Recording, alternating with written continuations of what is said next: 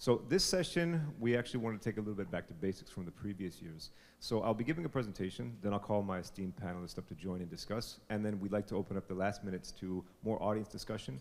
But the overall objective is that the topic is something you're able to discuss among yourselves throughout the day, have in mind, maybe at the cocktail later. The key area we always find in every market that we find in the Philippines is what we call the efficiency gap, meaning that if you take a look at every single hotel in a similar segment, in a similar market, you see a wide range of performance. To that, if you have 100 hotels, hotel number 75 will be often twice as energy consumptive as hotel 25. There's a 2-to-1 ratio between the quartiles, essentially, meaning there's a lot of opportunity. These are the ratios. So for the upper mid-scale segment in the Philippines, on the latest data set, it's a ratio of 3, meaning the hotels that are up toward the top are 3 times as inefficient as the hotels at the bottom. So we see that everywhere, even within, and these are ones even with similar series of laundry and things like that. And we saw it's actually growing. If we look at this gap over the years, because of COVID and things were a little bit different, but now we're even seeing, especially in limited service, there's a lot of inefficient limited service hotels out there. Not only in the Philippines, we see this as a general trend across the world. So then it comes to, okay, well, there's plenty of hotels, what do we do? How do we address this? When we get into it, especially then comes, well, we need to do this because now there's other pressures.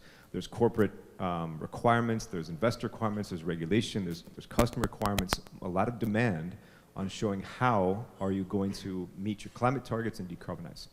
When we do decarbonization planning with our clients, it's a very straightforward way to go about it. We generally bucket into 4. First, and we're convinced it's a process or a process. First, major renovations. Major renovations is a great opportunity to look at sustainability. So make sure you're embedding sustainability, embedding efficiency into the entire process of the renovation, of the planning. Engaging your suppliers, your vendors, your partners, looking at what can you do and take advantage of that moment of downtime to really improve. But that's only when the renovation has. Then come the major equipment, the chillers, the boilers.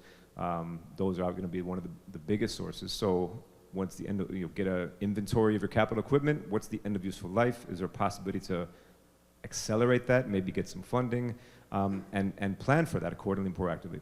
The third then, of course, do your PIP, CapEx, planning, that kind of thing. And then the fourth comes this other one of the operational efficiency, which is the things you can do that are low cost and that are more operations based. That fourth one we find is actually the most overlooked. That's why I wanted to do the session today, because you hear these things. That myth of, oh, we have to go to get the CapEx, got to get the budget. We need consultants, we can't do this ourselves, or this won't make much of a difference. And then we see that kind of barrier of, oh, I don't know my consumption yet, we don't have the tools, we don't have things. So we have then, when we started doing this decarbonization planning, because we don't do the CapEx, we don't do the financing, we don't do the property improvement planning, but we do support companies in rolling this out. So we started doing a lot of work in this area to tackle the need. And what we started to see is there are so many opportunities. How do we do this? We started working with hotel owners and working with their asset management departments, and trying to embed sustainability into their site visits, into these kind of looks. We would do it, we would train them, train the analysts, and then help build it as part of their program. It's not a checklist, it's a mentality we found. So we find that there are these very impactful changes. Just simple fixes, regular maintenance, and operational improvements. Now it's crazy, but a lot of this is just common knowledge. And it's also what we used to call the low-hanging fruit. What we found, especially after COVID, the low-hanging fruit grows back. We try to address this barrier because it's not feasible for every hotel to go in and hire an auditor and go in and find these things. We need to build the capacity and the awareness in programs of companies, in your asset management, in your walkthroughs, and your teams. So to do that, we funneled all of our expertise in this into our scalable Greenview portal software, which is used by some in the room, to where you can do this on your own, you can give this to property teams and they can see. So that's the way that we've embedded this, so that you can use this in a plug and play. You can get your certifications, but you can also look at the low-cost opportunities and get the payback. Again, we have the insights, track the data, measure and compare, and set your goals, and then work toward it, and then roll it up at a portfolio level. That's the way that you're able to do that across the portfolio. So, but we also found you just need basic guidance to give the teams. The other thing we do is we give monthly webinars across our portal subscribers. Okay, here are some of the things we're seeing. Here's one of these videos on efficiency, on data, on various things to help build and scale so that we can offer this and hotels across the world can start doing these things, right? And then comes the task management. If you're able to monitor and manage, say, as part of our management system, especially if you're doing GSTC or something like that, you need to have a system to manage. Say, okay, we have a routine way that we task people with doing things. We build that right in as well. And then, of course, you can also log each initiative and roll up that impact. So when you do your reporting, it's okay, well, 30 hotels, here's the collective impact across the 35, 40, 50 things we've done across the hotels in the year. Here's the collective carbon savings, energy savings, money savings, as well as the social impact as well. That's just a few examples, and we're the consultant or the software provider, but we wanted to open this up and hear some great examples because the other piece is what happens if we have, the other thing we hear, we've got a really old hotel, or a hotel's, it's overdue for renovation, something happened, so, or oh, there's a renovation or there's something planned 3 years from now, so we're gonna have to wait until then. That's one of the things we commonly hear. So we wanted to hear, this is possible at many hotels as long as you work. So we've got two great examples of professionals here. I'd like to call them to the panel. But would you be able to give some examples first and tell us about your hotel and what you've done, because we've done some, and we've heard some amazing things, and how's it gone, and what's your journey that you're able to share with the team? Okay, I think you're right by saying a lot of hotels that are already old. When I say old, more matured. So my hotels are 20 and 30 years old. We went through a front of the house renovation or transformation. Sometimes you don't want to say renovation because renovation is just so shallow, so transformation.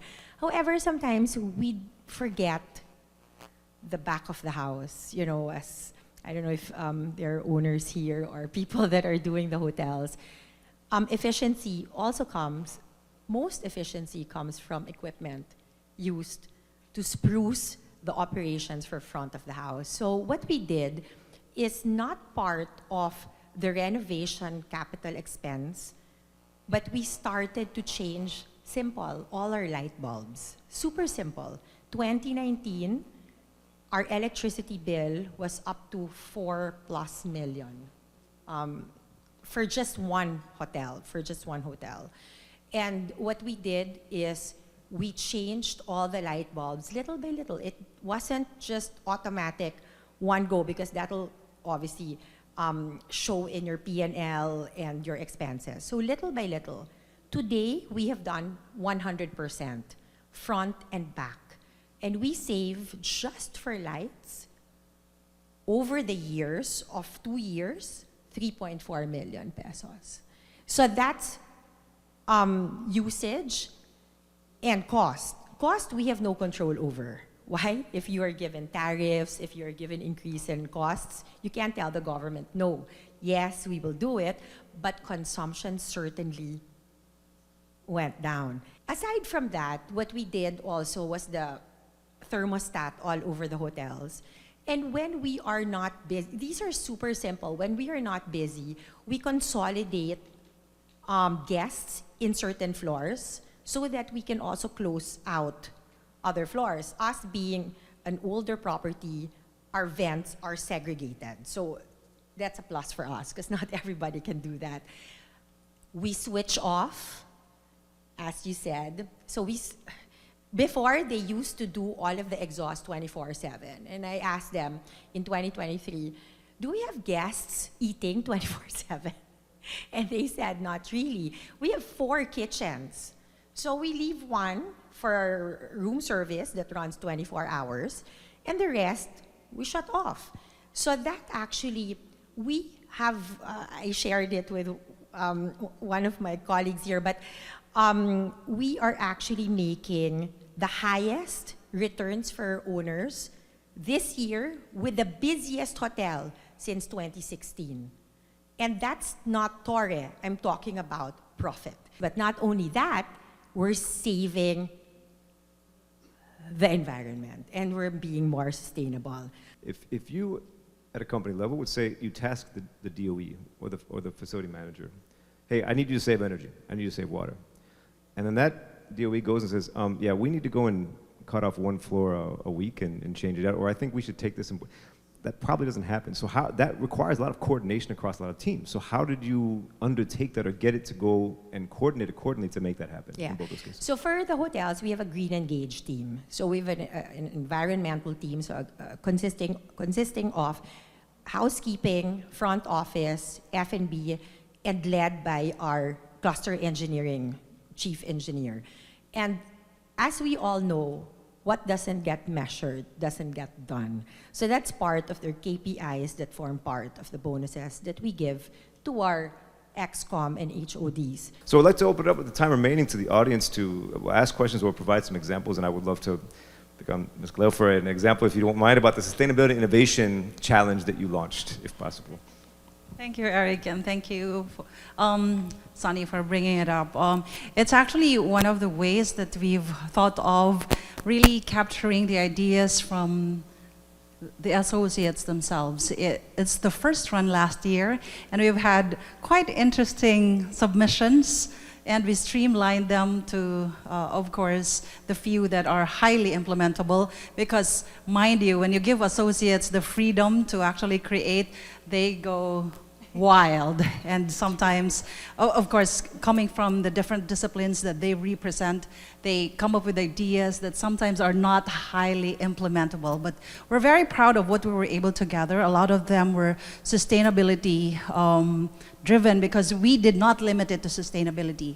There was also a chance for them to do something about our circle of happiness, elevating it, and of course how we can further foster the culture and how we're so patriotic as a group of really being so proud of being a Filipino hospitality brand. If I may add to that, all our hotels except one are in a state, a mega world state.